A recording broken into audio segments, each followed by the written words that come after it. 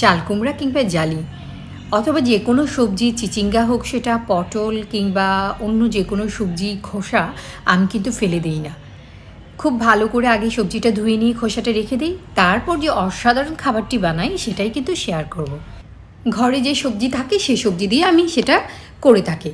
আজকে আছে চাল কুমড়া আর আছে চিচিঙ্গা।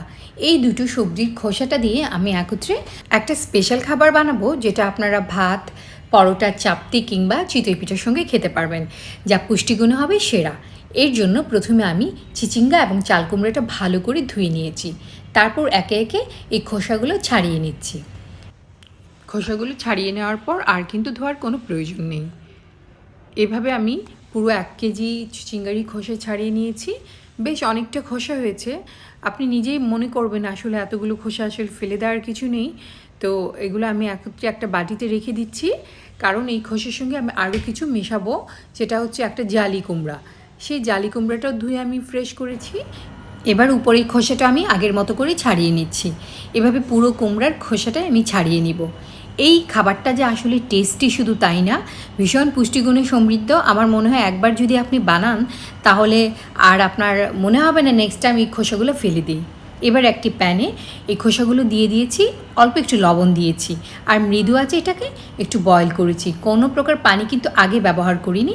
কিছুক্ষণ পর একটু পানি দিয়ে এটাকে সেদ্ধ করে নিয়েছি। পানির পরিমাণটা কম দিব।